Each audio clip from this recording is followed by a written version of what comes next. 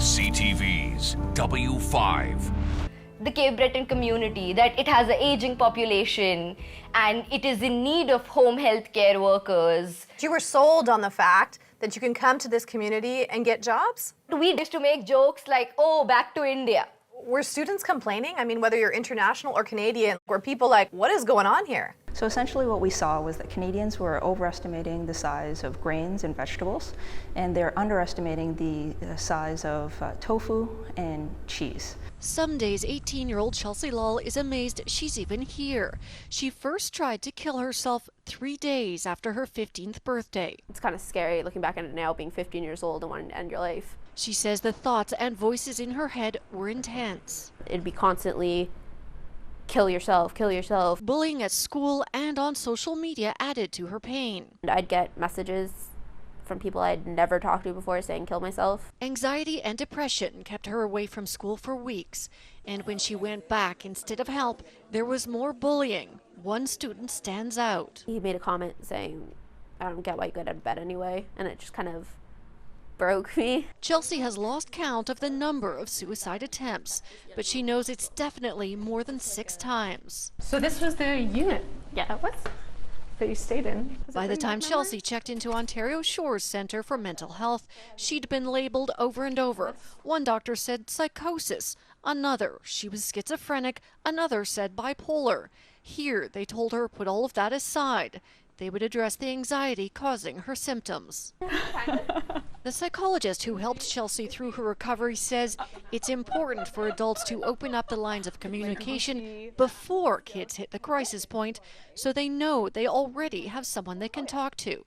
And Dr. Nadia Deluso says hard topics like self-harm should be part of the discussion. There's a myth that if we talk about it, if we say scary words like suicide, we're going to plant the idea, and that's a big myth. She says Chelsea is a shining example of what can be accomplished. I sometimes feel like Chelsea and I were in the trenches together, if that makes sense.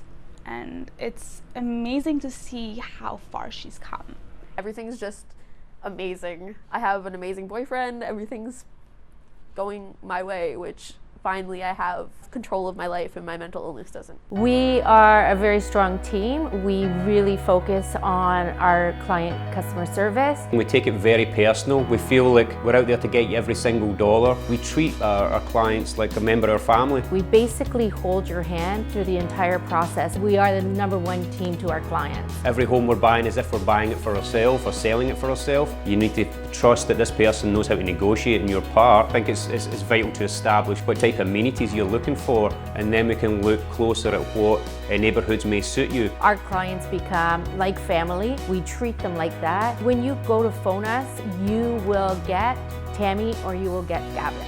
We would first take you through a property, determine if this property is suitable to you. We know the market. We live it, we breathe it, we eat it, we sleep it. So when the time is right for you to make that agreement of purchase and sale and actually put an offer in on the property, you're well aware and well informed of what the market is.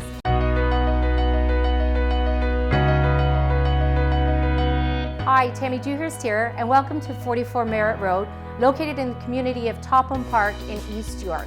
This is a fantastic detached 3-bedroom home with 3 renovated bathrooms, one which is an ensuite, 2nd floor laundry, a huge eat-in kitchen, and if that's not enough, there's even a self-contained basement unit.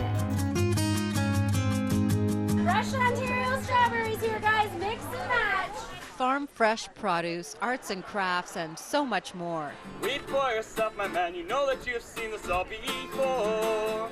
This is why more than 40,000 can flock to St. Jacobs Farmers Market each week through the summer. Also unique to St. Jacobs, its rich Mennonite history. I call myself Mennonite, but at the same time, I do live and dress much like the rest of you. Nathan Kipfer offers horse and buggy tours from the market to a typical working Mennonite farm.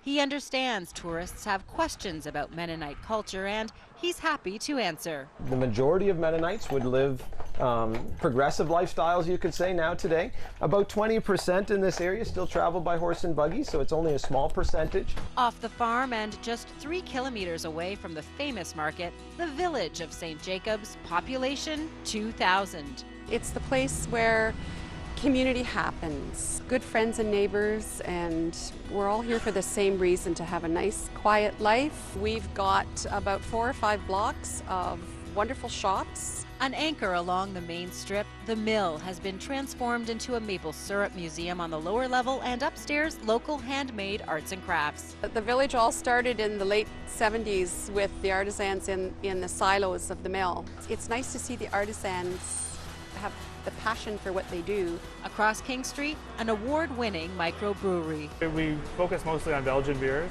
or Belgian style beers. We've got to know a lot of people that live in the village, and people that were born and raised in the village always want to come back and move to and raise their families in the village. A unique history in a pastoral setting with true artisans. It just slows you down. It gives you a chance to appreciate the values that make life important. Melanie Zettler, Global News.